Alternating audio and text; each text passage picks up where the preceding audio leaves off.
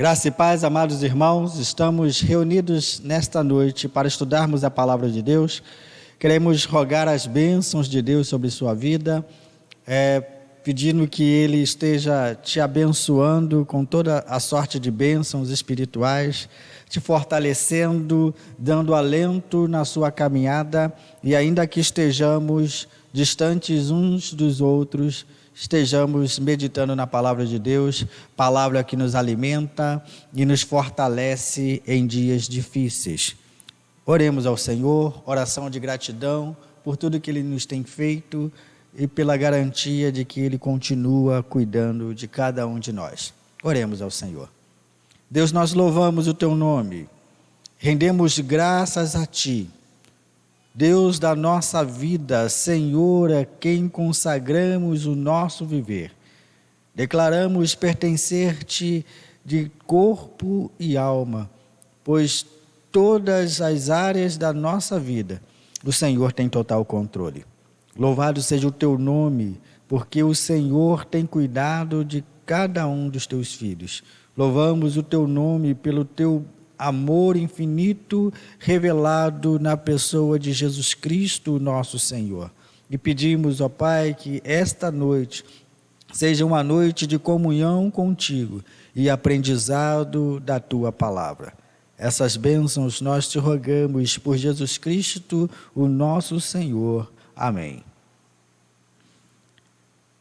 O hino de número 350, hino de número 350,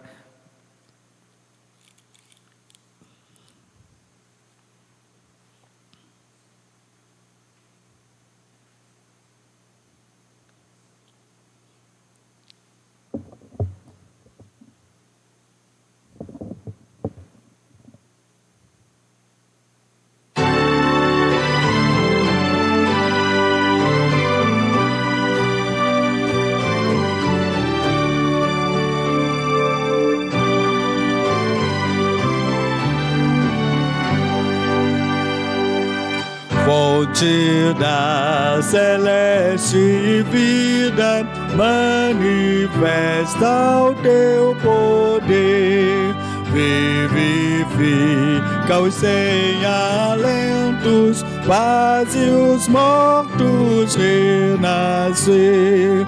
Vida eterna, nos vieste conceder, nos vieste conceder. Ao abrirmos o teu livro, dele emane a luz dos céus, esclarece todo engano e dos erros livra os teus. Ilumina nossas almas, grande Deus, nossas almas, grande Deus. Na leitura desta Bíblia, dá-nos gozo, ó Senhor, tendo pelo teu ensino comunhão em santo amor. Exultamos, entoando teu louvor,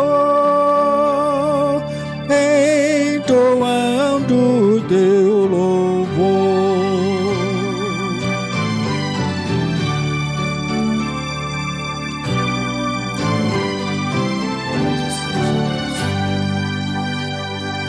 Pelo estudo da palavra, aprendemos de Jesus. Ó, concede os belos frutos que essa instrução produz. E gozamos alegria, vida e luz. Alegria, vida e luz. Amém. palavra que nos alimenta e nos traz alegria, satisfação no nosso Deus. Pois à medida que o conhecemos, melhor o servimos. Esta é a lógica daqueles que buscam conhecer Deus todos os dias por meio da sua palavra. A palavra de Deus registrada no Salmo de número 67, Salmo de número 67, para a nossa meditação. Diz-nos a palavra do Senhor: seja Deus gracioso para conosco, e nos abençoe, e faça resplandecer sobre nós o seu rosto, para que se conheça na terra o teu caminho, e em todas as nações a tua salvação. Louvem-te os povos, ó Deus, louvem-te os povos todos. Alegrem-se e exultem as nações, pois julgas os povos com justiça e guias na terra as nações. Louvem-te os povos, ó Deus, louvem-te os povos todos. A terra deu o seu fruto, e Deus, o nosso Deus, nos abençoa. Que Deus nos abençoe, e todos os confins da terra o temerão. Palavra do Senhor para o nosso coração. Queridos, nós estamos vivendo um momento difícil, mas temos certeza de que em todas as circunstâncias temos recebido de Deus a sua palavra que nos conforta, nos traz consolo e solução nos tempos difíceis. Nós queremos, nesse momento, estar orando por cada uma das nossas necessidades, clamando ao Senhor misericórdia para que Ele nos responda segundo as nossas necessidades. Queremos louvar a Deus pela sua vida e temos a certeza de que Deus tem cuidado de cada um de nós, nos trazendo a oportunidade de desfrutar da sua companhia, da sua presença em nós. E isso para nós, Igreja do Senhor, é um alento. Sabemos o quão desesperado o mundo vive por conta dessa pandemia, enquanto o crente, ainda que passe por esses sustos e sobressaltos, o crente deve confiar no Senhor. Se estivéssemos colocando a nossa confiança, depositando a nossa confiança nas habilidades dos homens, nós estaríamos sofrendo, inclusive no nosso Brasil, tantas pessoas, tantos especialistas com posições diversas, com posições contraditórias. E nós cremos que somente Deus pode nos socorrer nesse momento de dificuldade. Busquemos ao Senhor através dessa oração.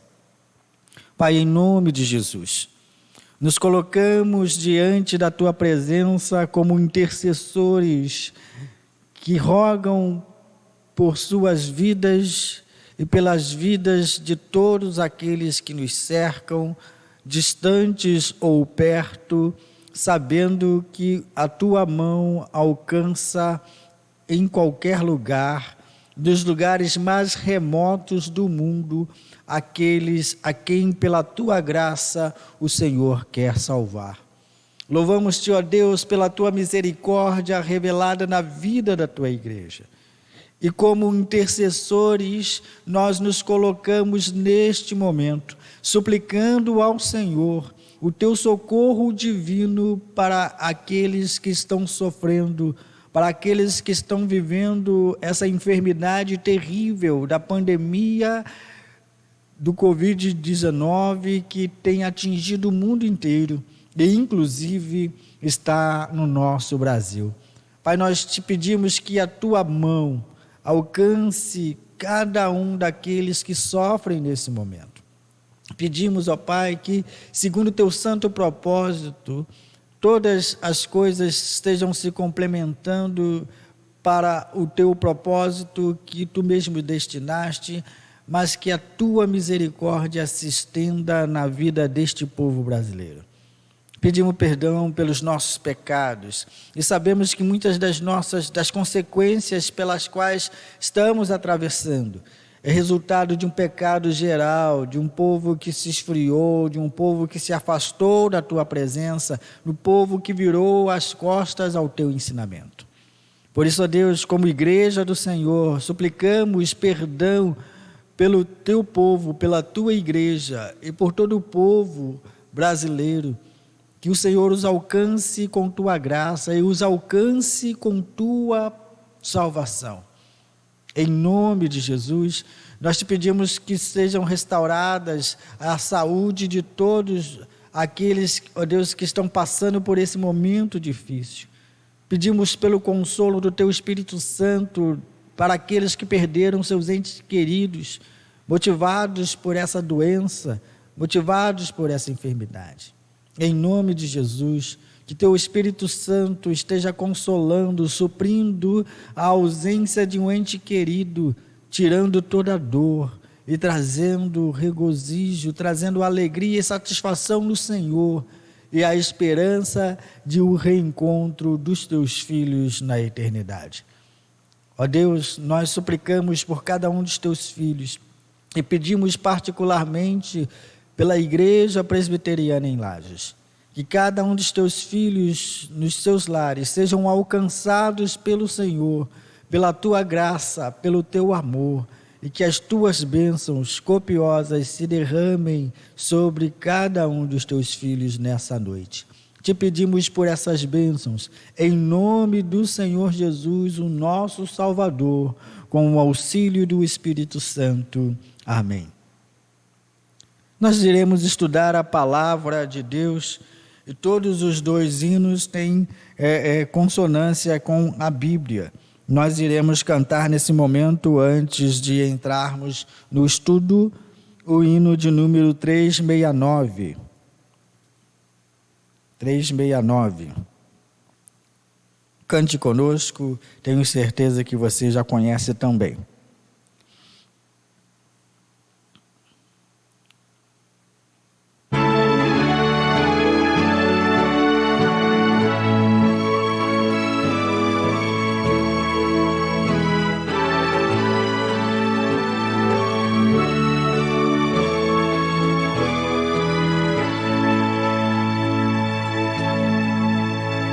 Eis a Bíblia, a palavra que de Deus provém.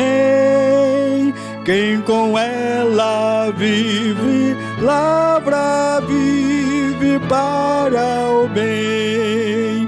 Anunciai a Bíblia aos povos, ela é vida e luz. Teus ensinos sempre novos falam de Jesus.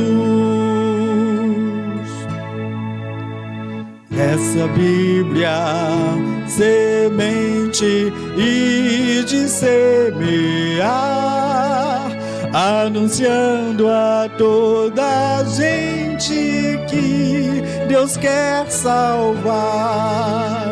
Anunciai a Bíblia aos povos, ela é vida e luz. Seus ensinos sempre novos falam de Jesus.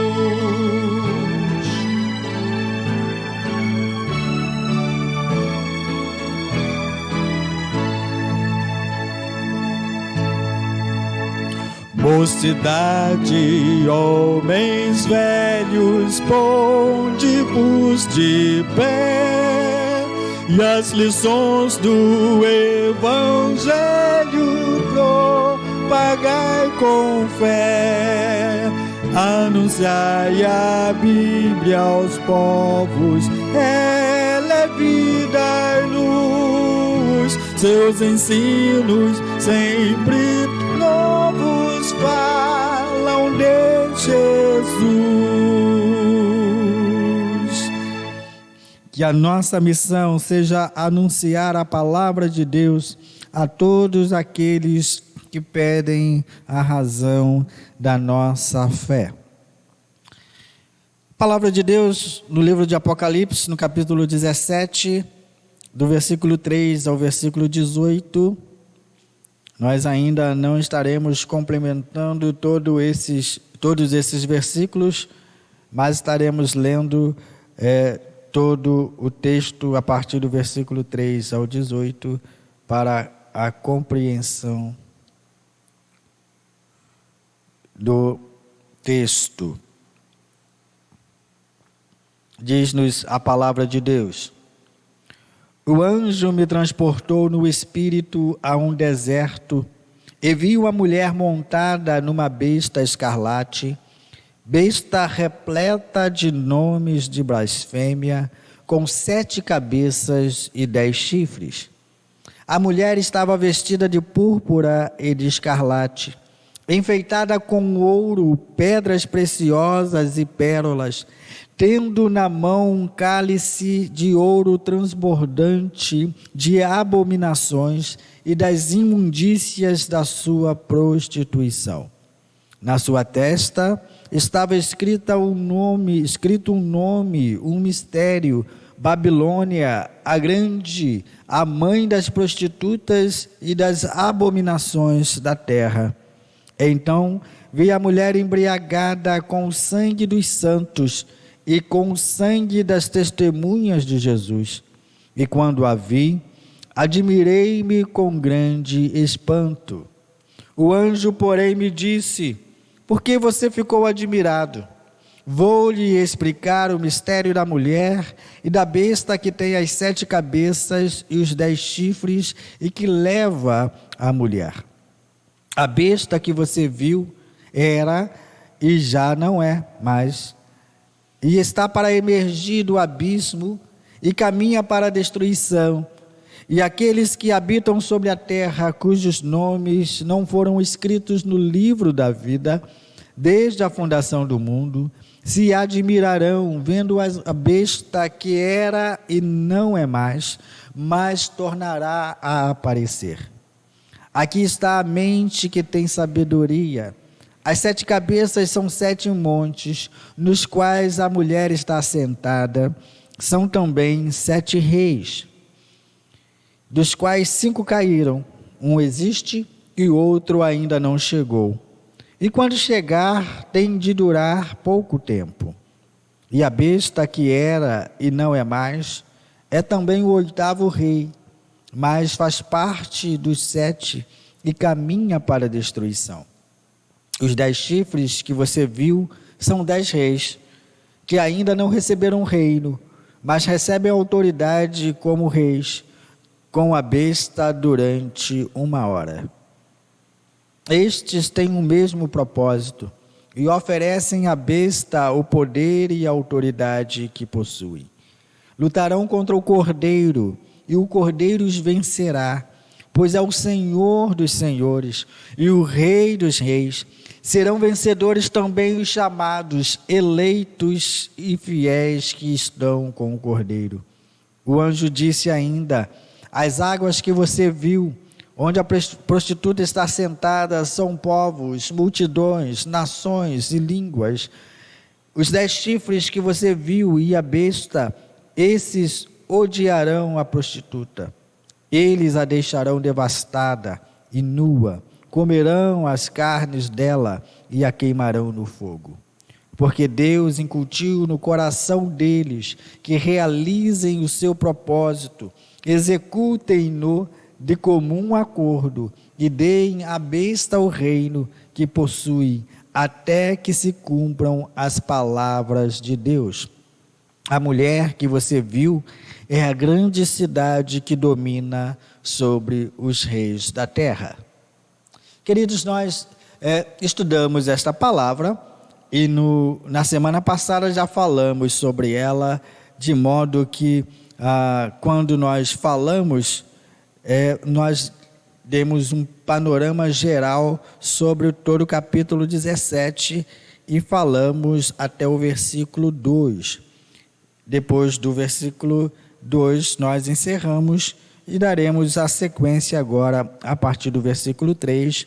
Chegaremos à primeira parte do versículo 5 somente. né? Visto que temos muitas informações e nós não gostaríamos de atropelar esses assuntos. Quando nós lemos a palavra de Deus, a partir do versículo 3, nós encontramos aqui o anjo transportando o apóstolo João a um deserto.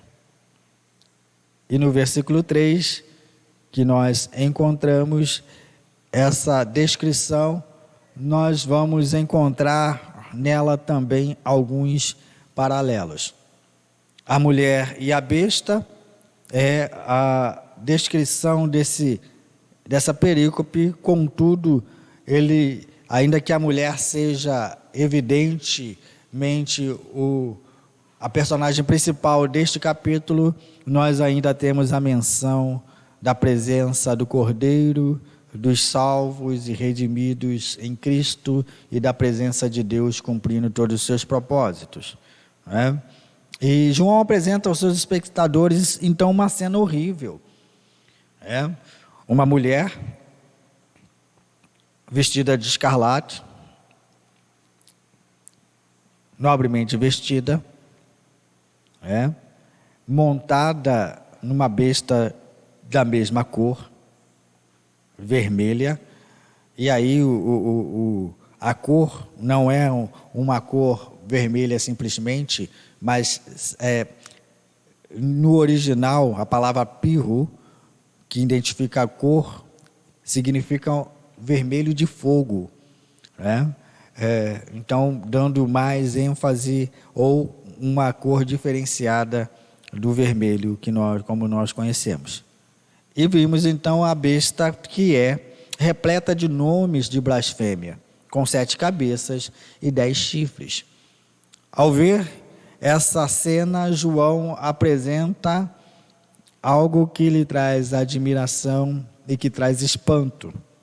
Vemos nesse versículo a autoridade da besta e da prostituta que domina sobre os reis da terra. Segue-se a essa autoridade, ou por motivo dessa autoridade, a atitude deliberada de blasfêmia contra Deus e o beber pela prostituta do sangue dos mártires, como nós temos identificados mais à frente, o fato dela estar embriagada com o sangue dos santos, né? Essa é a primeira explicação. Então nós vamos encontrar mais à frente, pode passar, meu irmão, a situação da mulher referenciada ali. Mas nesse texto nós encontramos também, e aí no panorama geral, nós encontramos a referência àqueles que estão escritos no livro da vida. Antes, porém, nós encontramos a mulher vestida de púrpura, que tem o domínio sobre aqueles que não estão inscritos no livro da vida desde a eternidade. Mas encontramos a referência daqueles que estão inscritos no livro da vida. Temos a figura de Cristo representada pelo Cordeiro vencendo os inimigos e os títulos, né? Senhor dos senhores e Rei dos reis, né? A figura emblemática do Cordeiro que vence com sua igreja, né? Com um título designado a ele, tendo domínio sobre todas as coisas e vencendo os seus inimigos juntamente com sua igreja. Encontramos mais à frente também a presença dos fiéis e eleitos em Cristo, que juntos com ele são declarados vencedores. Tudo isso nós encontramos no versículo 14. E encontramos finalmente também a presença de Deus, o Pai, realizando seus propósitos, mostrando, e aliás nós falamos sobre isso na semana passada, mostrando que ele tem total controle sobre os eventos, que prova a soberania de Deus, né? Todas as vezes que nós falamos isso, nós reiteramos que Satanás, ele tem o seu poder limitado, uma autorização da parte de Deus para agir, né? Ele não faz nada deliberadamente por sua vontade, mas uma autorização de Deus para agir, para que se cumpra o propósito divino no desenrolar da história da humanidade, né? Por isso, queridos, Deus não é pego de surpresa, né? Falávamos e temos nos preocupado muito com isso, né? De pessoas que têm, de crentes e líderes religiosos que têm colocado a sua vida em defesa de Deus, muitas vezes levantando com palavras furiosas até o fato de pessoas estarem maldizendo o nome de Deus. Queridos, não é novidade. O que nós podemos esperar de infiéis? Que eles zombem de Cristo. Essa semana nós encontramos um grupo específico, um grupo político, que estava zombando de pessoas que estavam orando para o presidente da República. E esse grupo é muito famoso no Brasil, o MBL. Eles zombaram dos crentes. Qual é a nossa atitude em relação a isso? Nenhuma, queridos. Sabe por quê? Deus tem preparado para eles a sua recompensa. Tudo que eles fazem, a gente não pode ignorar que Deus vai agir com justiça. E às vezes nós queremos agir em defesa de Deus quando Deus sabe perfeitamente se defender. Deus é soberano, Ele é Senhor da história. E ainda que o mundo faça com naturalidade a sua ofensa contra Deus, Deus não deixará ou não deixará passar ileso as ofensas que se fazem contra Ele, né? Então, esse é um grande problema. E nós vemos pessoas, crentes, vociferando, né? Armando-se com paus e palavras nervosas, altas, né? Mostrando seu descontrole, porque as pessoas estão blasfemando contra Deus. Não se preocupe, Deus age, Deus estará agindo quanto a isso, tá bom? Passando mais à frente, nós encontramos então a situação do contraste, já nos versículos 3, de João sendo transportado em espírito, né? E o interessante é que ele está indo para um deserto para ver todas as coisas que Deus iria mostrar a ele como um grande sinal. E nós encontramos esse contraste de João com a mulher. João está sendo conduzido pelo Espírito. A mulher cavalga a besta, cheia de blasfêmia, né? Então, esse contraste que nós vemos está sempre refletindo a figura de Deus e os seus seguidores e do inimigo e seus seguidores, né? Não que o inimigo seja páreo para Deus, ou que Deus possa ser pego de surpresa com a ação do inimigo. O inimigo vai até onde Deus permite. Graças a Deus, porque todos os dias temos ensinado isso na igreja. E creio que, de tanto ensinarmos sobre isso, os irmãos têm pegado esse sentido e descansado nessas palavras, de que Deus é soberano e que o inimigo não tem nenhum poder que não seja permitido por Deus, né? O Espírito Santo transporta. João está no poder do Espírito e o Espírito Santo o transporta até um deserto, assim como já havia transportado ao céu e a um grande e alto monte. Está lá no capítulo 4, que nós já passamos, no versículo 2, né? Já passamos por esse texto, e nós visitaremos esse texto lá no capítulo 21, verso 10. Né? Então, esses dois textos que nós encontramos aqui serão, um já foi, nós passamos por esse estudo, e o segundo será visitado. Agora, é interessante que esse texto também ele tem o seu paralelo no Antigo Testamento, né? Um paralelo veterotestamentário, onde nós encontramos no livro de Ezequiel, capítulo 3, essa palavra de Ezequiel sendo conduzido pelo Espírito Santo. Essas próximas palavras, então, no próximo slide, nós iremos encontrar João tendo o paralelo do Antigo Testamento. Ezequiel 3, verso 12, em Ezequiel 3, verso 12, nós encontramos a palavra de Deus registrada no profeta da seguinte forma: o Espírito me levantou. Veja, o mesmo Espírito que conduz João Batista para o deserto, é o mesmo Espírito que levanta o profeta Ezequiel. E ouvi atrás de mim um grande estrondo, que levantando-se do seu lugar dizia: bendita seja a glória do Senhor.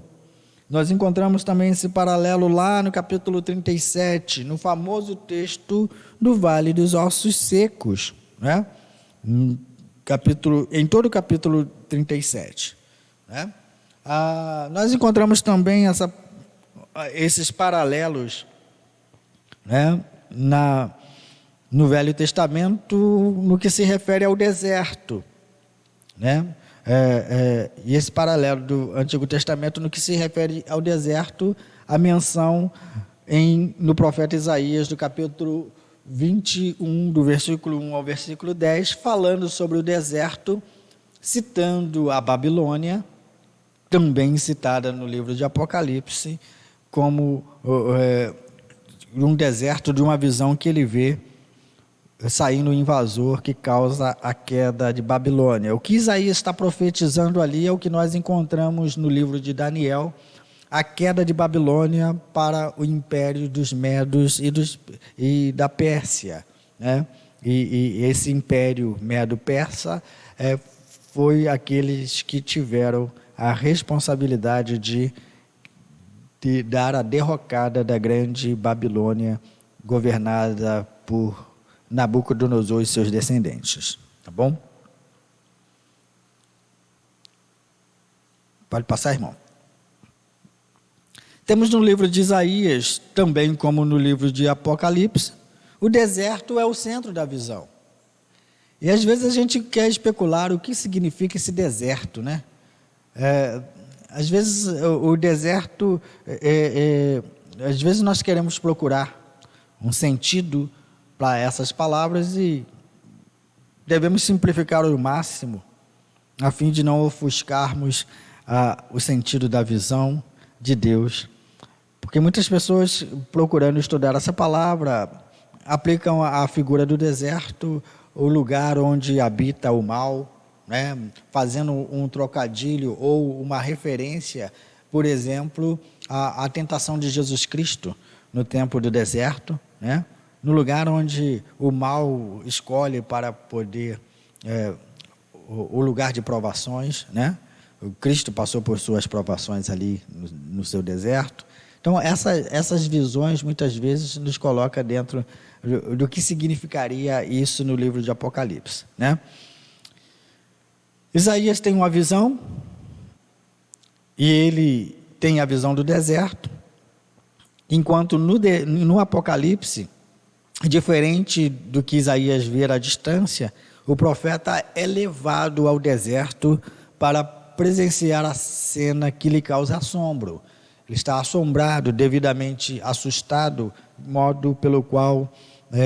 de modo que o anjo o interpela dizendo assim: por que está admirado? Por que você está espantado com essa cena? Venha, eu vou lhe explicar tudo o que acontece nessa situação, nessa cena que você está vendo. Pode passar? A mulher é identificada como a grande prostituta. Já falamos sobre isso, né? E a prostituição na Bíblia, ela tem também um sinal veterotestamentário, tanto em Ezequiel, capítulo 23, como em Jeremias, falando da situação de prostituição espiritual de Israel e de Judá, motivo pelo qual eles estavam experimentando, passando pelo exílio. Ou seja, Deus julgando o povo pela sua infidelidade cultural, sua infidelidade religiosa, que é tido no Antigo Testamento, definido no Antigo Testamento como uma prostituição, né? Uma prostituição espiritual. E ele compara muito bem essa prostituição, alguém que abandona o seu marido, abandona aquele que ama para ter as suas delícias, as suas núpcias com o amante, tá bom? Então, essa conexão também nós encontramos aqui, identificada na figura dessa mulher. Mas a mulher aqui, ela tem a conexão com o mundo, o sistema do mundo, que apresenta os seus prazeres que satisfazem a carne, né? Essa mulher também cavalga a besta com várias cabeças e 10 chifres, né? Muitos chifres. 7 cabeças e 10 chifres. Nós encontramos também a besta escarlate, com 7 cabeças, descrita nos mesmos termos que o dragão vermelho, que é Satanás, no capítulo 13, e como a besta que emerge do mar. Então nós encontramos essa referência à mulher, identificada como a grande prostituta, cavalgando sobre várias cabeças, 7 cabeças e chifres e 10 chifres, que trazem o significado de poderes constituídos na terra, onde essas cabeças e chifres serão concedidos ou tem uma figura comparativa de poderes que transitaram na terra e reinos e impérios que dominaram sobre a terra, e alguns deles ainda estão por vir, tá bom? Pode passar? A besta também é descrita como um homem, com nome de blasfêmias, ou com nomes blasfemos, né, dirigidos contra o Todo-Poderoso. Eu já falei sobre isso aqui e isso me chama a atenção. O que nós devemos fazer quando as pessoas fazem uma ofensa contra Deus? É claro que nós ficamos indignados com isso, mas a gente deve guardar a nossa indignação, né? Deus resolve, Deus age, né? A Bíblia está cheia de exemplos, né, sobre essa palavra. Deus não se deixa escarnecer. E o Deus que não se deixa escarnecer não precisa da sua defesa, de meros mortais. Ele vai agir, né? Então, essa besta é descrita como um homem que está blasfemando contra Deus, contra o Todo-Poderoso. E no momento devido, Deus está controlando esses eventos para que a sua palavra se cumpra, para que todos aqueles que a serviço de Satanás estão dirigindo as suas blasfêmias contra Deus não sejam inculpáveis da sua condenação, da sua perdição eterna, por exemplo, né? As cabeças e os chifres estão envoltos por nomes que ridicularizam Deus, e não somente a Deus, a sua palavra, ridiculariza o seu povo, ridiculariza a sua igreja e ridiculariza o seu reino, né? E às vezes nós ficamos pensando, será que Deus não está vendo isso? Até quando eles vão prevalecer? Irmãos, Deus sabe o momento em que Ele vai agir e dar um fim a tudo isso. E sabe, muitas dessas situações estão reservadas para o último dia. Para o último dia. Às vezes nós sempre trabalhamos o castigo de Deus como se fosse algo que todas as pessoas experimentam aqui na terra.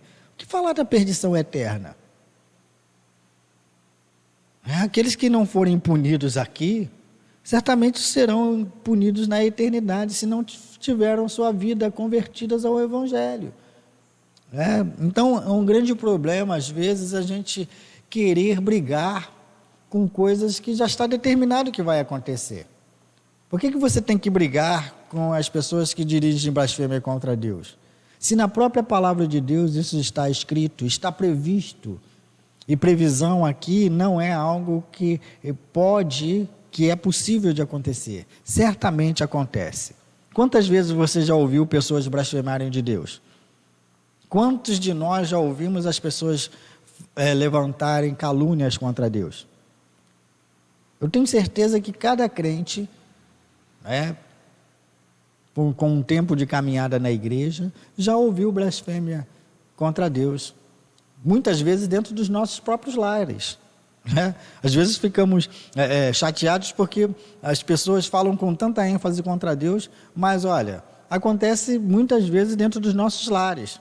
E às vezes até ignoramos essa realidade. Mas isso acontece. O serviço deles, o serviço dessas cabeças, que representam reinos, e os chifres que também representam reinos, eles estão a serviço de Satanás, de serviço do sistema de pecado e de miséria, para fazer oposição frontal a Deus.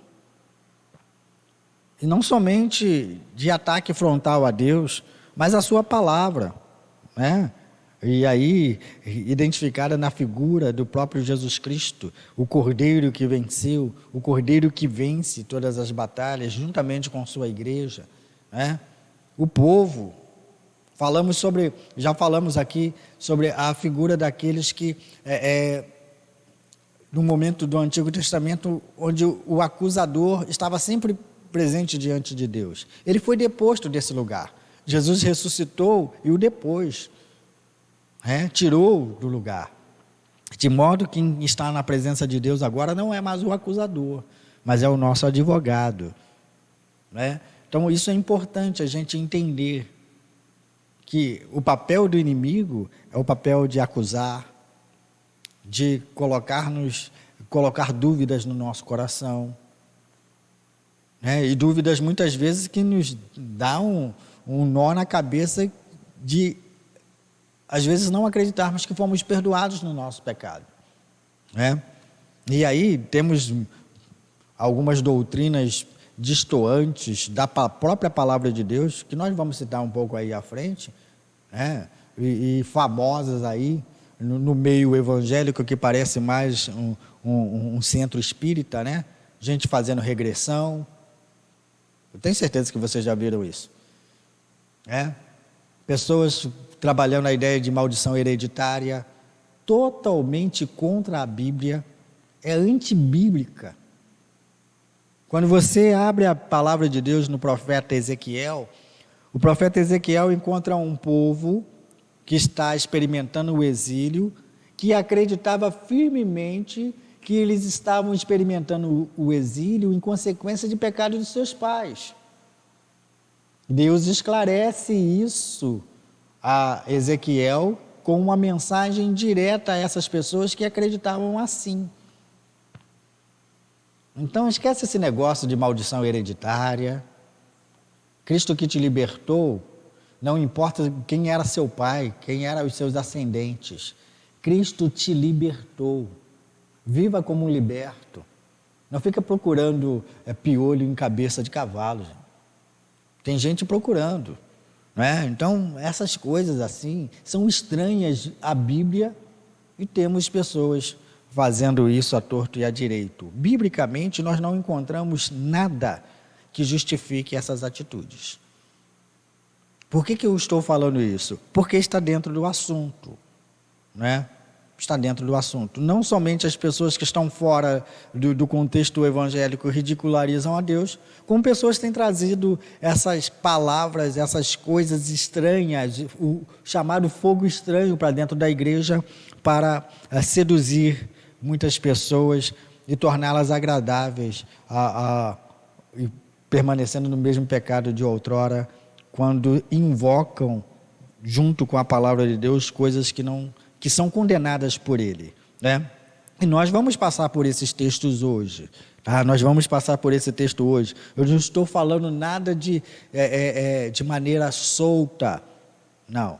Nós vamos passar por esses textos que comprovam o que eu estou falando no Antigo Testamento, mais propriamente dito no Pentateuco, nos 5 primeiros livros da Bíblia, tá bom? Então, o que eu estou citando aqui não é uma oportunidade ou uma divagação do assunto que nós estamos tratando. Nós vamos chegar lá e nós iremos falar sobre esses pecados, que muitas vezes está no contexto da igreja, assim como foi encontrado no contexto de Israel, né? Está no contexto da igreja.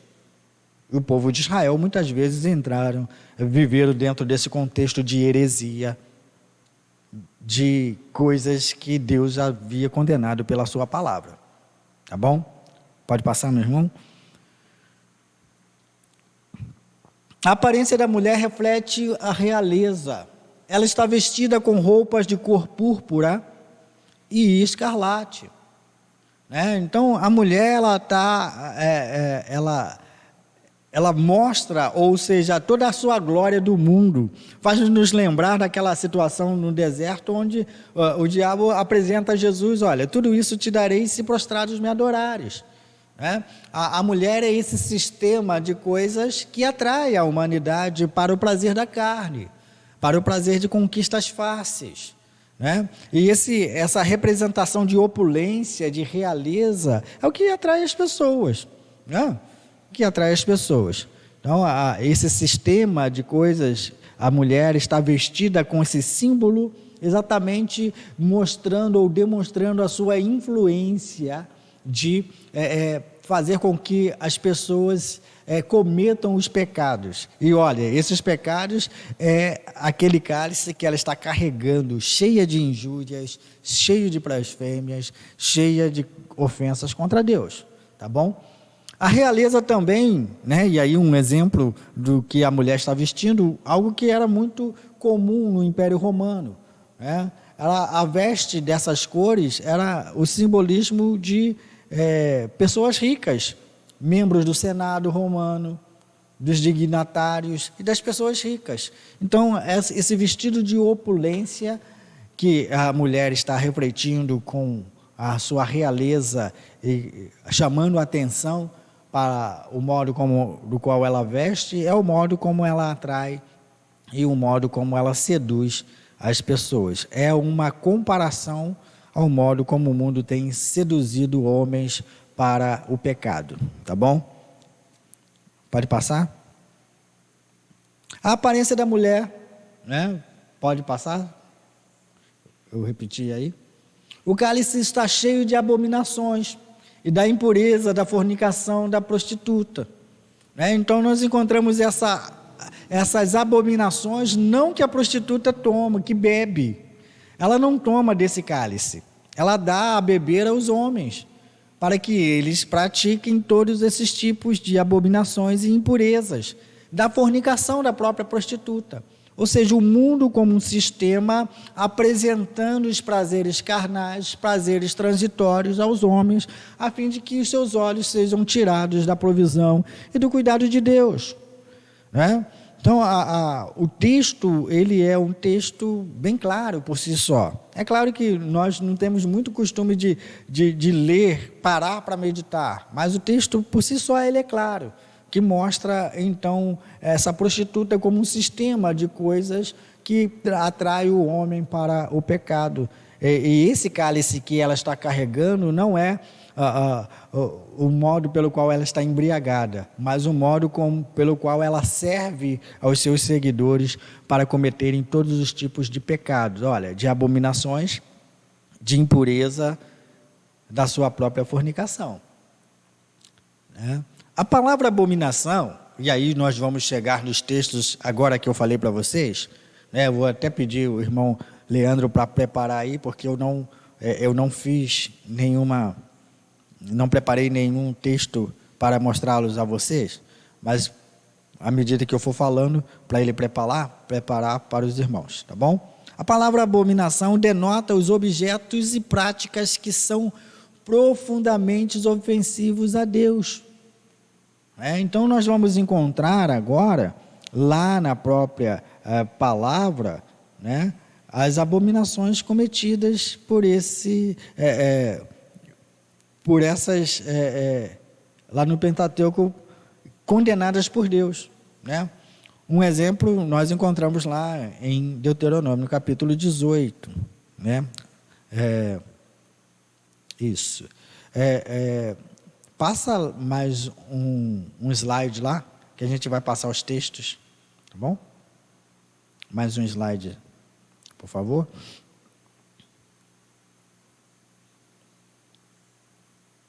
Isso. Nós não encontramos nesses textos, então, né? O culto aos ídolos. Deuteronômio 27, 15.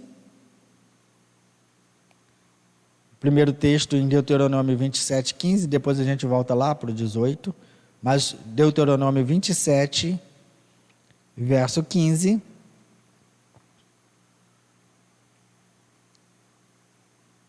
Deuteronômio 27, verso 15, nós vamos ler essa palavra.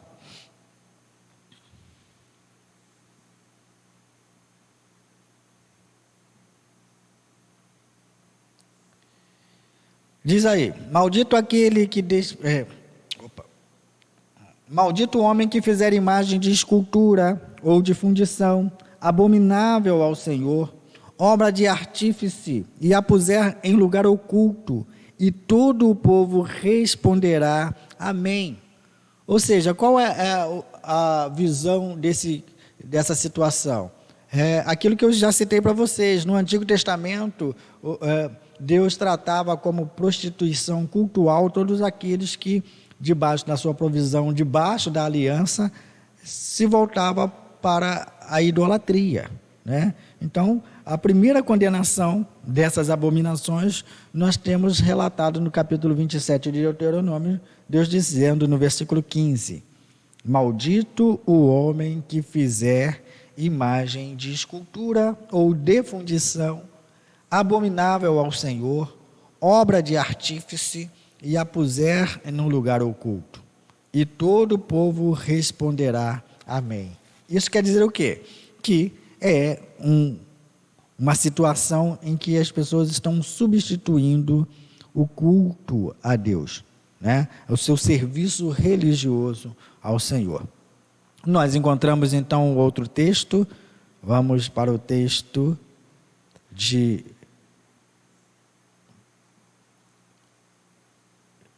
que é o salário de prostituição, Deuteronômio 23, 18.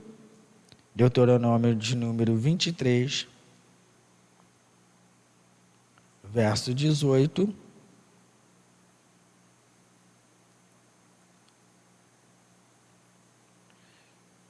Como eu disse para vocês, ia chegar o momento que a gente ia provar tudo isso que eu estava falando, provando que não era um assunto solto, tá bom? Não permitam que o salário pago à prostituta ou a prostituto por qualquer voto seja trazido à casa do Senhor, seu Deus, porque uma e outra coisa são igualmente abomináveis ao Senhor, seu Deus.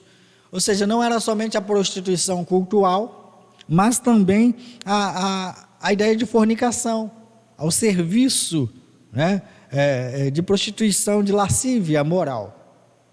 Então nós encontramos essas condenações no livro do Pentateuco, né? O outro texto,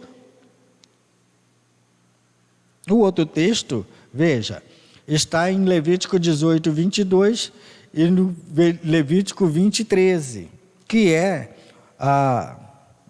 um tema muito sensível nos nossos dias, né? É um tema muito sensível. Levítico 18, 22, né? Olha aí, que fala sobre a relação homossexual.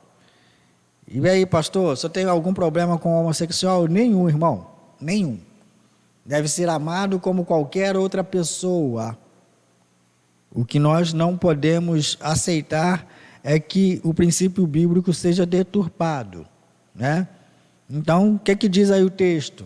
Graças a Deus que não é o pastor que está tirando isso da sua mente, da sua cabeça. Olha lá, ó. Não se deite com outro homem para ter relações com ele como se fosse mulher. Por quê? Isso é abominação. Então, eu não tenho nada contra a pessoa, mas podemos e devemos declarar que essas práticas se configuram em abominação contra Deus. Isso tudo é o serviço que a prostituta está servindo, né, prestando aos moradores da terra, que, segundo a própria palavra, não estão inscritos no livro da vida, né? Então, esse texto é fantástico. E aí a gente vai para o próximo texto, que está relacionado também a essa prostituição, né? Considerada a situação aí da impureza, perversão sexual. Olha, capítulo 20, verso 13, olha. Se também um homem tiver relação com outro homem, como fosse mulher, passa o versículo, tem como? Ambos praticaram coisas abomináveis, serão mortos e o seu sangue cairá sobre ele. Ou seja, era uma lei dentro de Israel para que essas coisas não pudessem acontecer, que afetassem a pureza espiritual do povo, que poderiam afetar a comunhão do povo com Deus, certamente afetava a comunhão do povo com Deus, uma prática muito comum.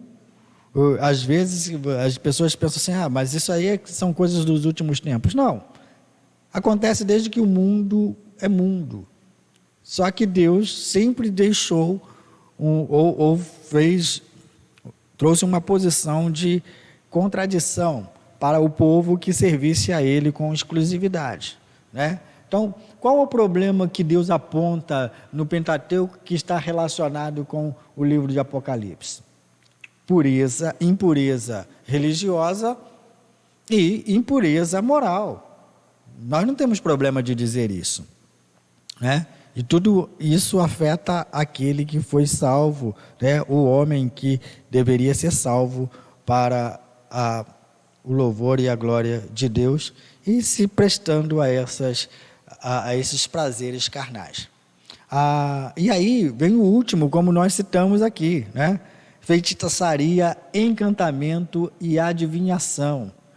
E isso muito que nós encontramos dentro desse texto, Deuteronômio capítulo 18, eu falei que a gente ia falar sobre o capítulo 18, versículo 10, né? Olha só. 10, 11, veja os versículos aí. Deuteronômio 18, 10 e 11, veja aí. Que não exista entre vocês ninguém que queime o seu filho ou a sua filha em sacrifício. Aconteceu na história de Israel, né? Manassés fazia passar o seu filho pelo fogo. Isso significa que ele oferecia o seu filho em sacrifício a deuses estranhos. Um rei israelita.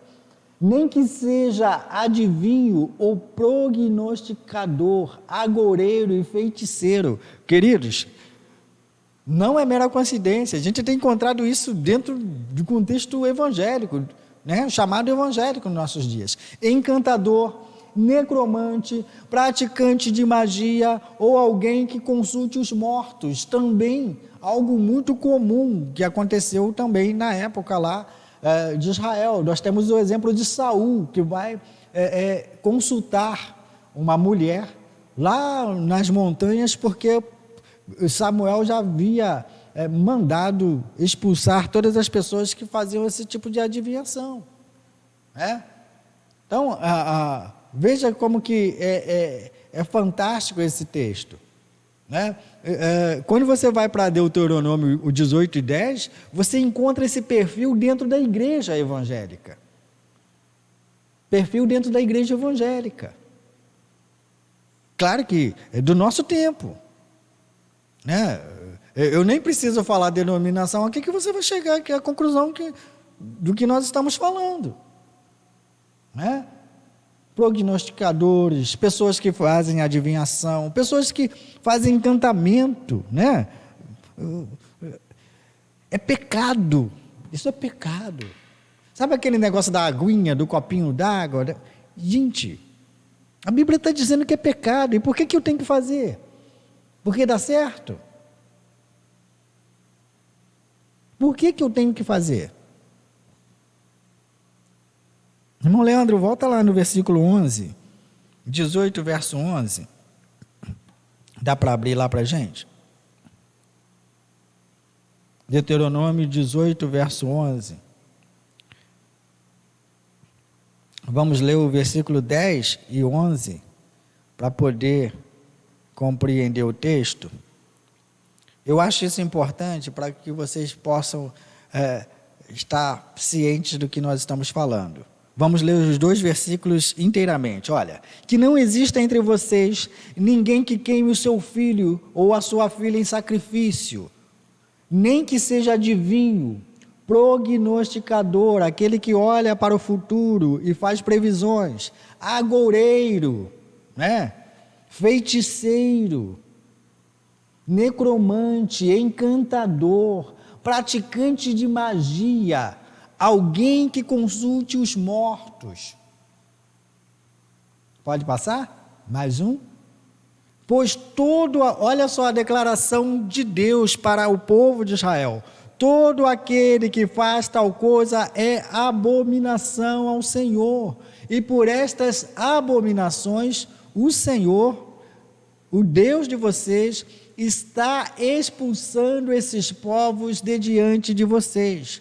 Qual era a recomendação para Israel? Vocês não podem copiar a cultura e as práticas do povo que nós estamos tirando para que vocês tomem posse da terra. O povo que habitam essas terras, eles praticam esses males e por isso estão sendo expulsos. Por isso vocês estarão tomando posse do que era deles. E aí, irmãos, passamos por um momento em que a igreja está vivenciando esse momento. Às vezes você abre a televisão ou liga a televisão num programa que se diz evangélico, você fica escandalizado. O que tem ali é pura magia, puro espiritismo. É um grande problema. Pastor, você está denunciando o pecado? Não. Eu estou dizendo de que o que a Bíblia condena, está dizendo que condena, e pessoas fazendo isso nas igrejas, ditas evangélicas. É uma característica do nosso meio evangélico atual? Claro que é. Claro que é. Então, eu acho que isso é importante a gente citar. Como eu disse a vocês, eu não estava falando, divagando sobre o texto, eu estou falando coisas que está dentro do que a gente está estudando. Qual era o serviço? Qual o serviço da prostituta ali, assentada sobre as 7 cabeças com 10 chifres? É oferecer a todos os seus seguidores esse culto aos ídolos, salário de prostituição, ato de homossexualidade, perversão sexual, feitiçaria, encantamento e adivinhação. E olha que esse último item você encontra muito no contexto do evangelho, dos evangélicos, não do evangelho, porque o evangelho é puro, mas no contexto evangélico, aí pelo mundo afora. É uma denúncia? Não, só você abrir aí, ligar a sua televisão na sua própria casa para você verificar o que nós estamos falando. Eu não estou acusando ninguém, está aí, está muitas vezes ao vivo para você ver. O que a Bíblia diz sobre isso? Que é pecado. O que eu tenho que dizer sobre isso? Que é pecado. Às vezes as pessoas dizem, mas pastor, não entra nessa seara não. Eu não posso fazer nada, irmão. Que a Bíblia diz que é pecado, eu não posso aceitar. Então esse é um grande problema. Às vezes nós estamos muito afoitos em acusar o pecado que se faz muito comum lá no mundo. Mas olha, tem pecado muito comum dentro da igreja, dentro do contexto da igreja. Não estou dizendo da igreja de Cristo, da igreja evangélica, do chamado evangelho, hoje, da igreja evangélica, que são puras aberrações, que são condenações de Deus. Então, esse é um grande problema. Pode passar, irmão? A grande prostituta ocupa a posição central em uma cultura anticristã. Qual é o papel da grande prostituta? É fazer com que o povo, bebendo esse cálice da indignação, da blasfêmia contra Deus, pratique esse tipo de coisa, né? É a oferta do mundo, é a própria oferta de Satanás a Jesus Cristo. Tudo isso te darei se prostrado me adorares. Hoje a oferta do mundo não precisa nem você se dobrar para adorar, não. Tem gente aceitando de bom grado, né? É um grande problema. No Apocalipse, no versículo 5, né? João frequentemente faz referência à fronte que se grava um nome. Para os incrédulos nós encontramos a marca da besta. Para os santos, o selo ou o nome de Deus e do Cordeiro. É uma imitação, né, que nós encontramos, já falamos sobre isso, né? A paródia. O que é a paródia? É você fazer algo análogo com algo original, né? Um processo de imitação.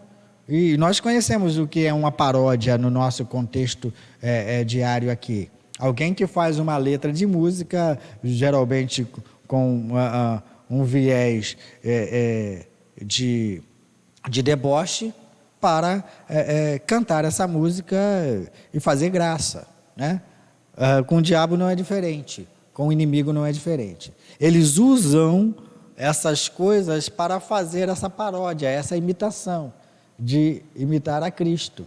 Assim como a besta e os incrédulos trazem a marca da besta na testa, né, na fronte, né? É original, nós encontramos lá na carta de Cristo à igreja, a todas as 7 igrejas, pelo menos uma referência: escreverei o nome do meu Deus, né? O nome do Cordeiro, o selo com o nome de Deus, né? Então, não é Deus imitando o mundo, né? A besta, o inimigo, é o inimigo imitando a Deus, né? E aí, às vezes, dentro da igreja evangélica, nós encontramos mais uma imitação do que um legítimo culto a Deus. Devemos nos preocupar com isso? Eu sinceramente não sei, irmãos. Assim como a ofensa que as pessoas dirigem a Deus, Deus não se deixa escarnecer, a sua igreja também, Deus estará fazendo essa limpeza, né? Sendo na figura do joio e do trigo, sendo na figura que ele deixa lá no Evangelho de Mateus, das ovelhas e dos bodes. Deus fará essa limpeza. Eu tenho poder para fazer isso? Não. Você tem poder para fazer isso? Não. Agora, você como legítimo cristão, você tem que rejeitar isso? Tem. Precisa rejeitar. Por isso que é bom a gente conhecer a Bíblia. Por isso que é importante a gente conhecer a Bíblia. E aí, pastor, você está falando contra pessoas? Não. A minha luta não é contra a carne nem contra a sangue, mas contra todas as artimanhas do inimigo, né? E inclusive essa artimanha que tem entrado no meio evangélico, de pessoas com práticas estranhas à Bíblia, algo que frontalmente é condenado por ela. Queridos, que Deus te abençoe nessa noite. Queremos, nessa oportunidade, e olha que nós começamos somente o versículo 5, trazer a você essa palavra de edificação, né? O que a Bíblia nos ensina? Às vezes nós temos a preocupação de examinar somente o que é bom. A Bíblia nos ensina a examinar tudo. O que é examinar tudo? O que você está vendo, o que não te serve e que não te edifica, né? Você já experimentou aquilo, deixa de lado, né?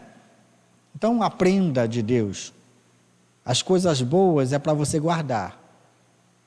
As coisas ruins é para você rejeitar. Né? No entanto, a orientação do apóstolo Paulo é examinar tudo e reter o que é bom.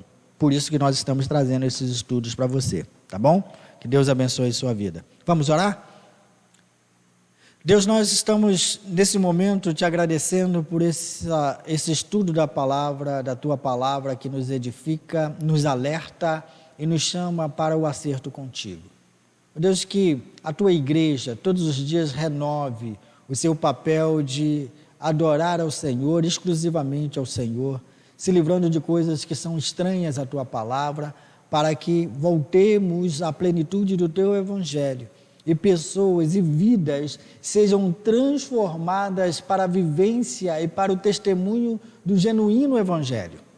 Estamos ensinando o que a tua palavra ensina, a fim de que crentes sejam sadios, saudáveis, reproduzindo o ensino sadio da tua palavra, da sã doutrina da tua palavra, a fim de que na nossa caminhada não sejamos pegos de surpresa, mas que tenhamos a certeza de que estamos executando a tua palavra no temor que lhe é devido e no respeito que nós devemos a ela. Em nome de Jesus, cuida da tua igreja, tira de nós tudo aquilo que for contrário à tua vontade, descrita na tua palavra, que nós devemos abandonar, e que não haja apego da nossa carne para todas essas coisas, para todas essas abominações, que busquemos todos os dias a santificação no teu nome. Em nome de Jesus nós oramos, em nome de Jesus nós te agradecemos. Amém. Queridos, nós queremos lançar ainda um desafio para você. Nós estamos no mês de maio, um mês que naturalmente nós estaríamos reunidos em família, dividindo as nossas liturgias semanais em família. Estaria aqui certamente com os grupos divididos, trazendo mensagens alusivas ao contexto familiar.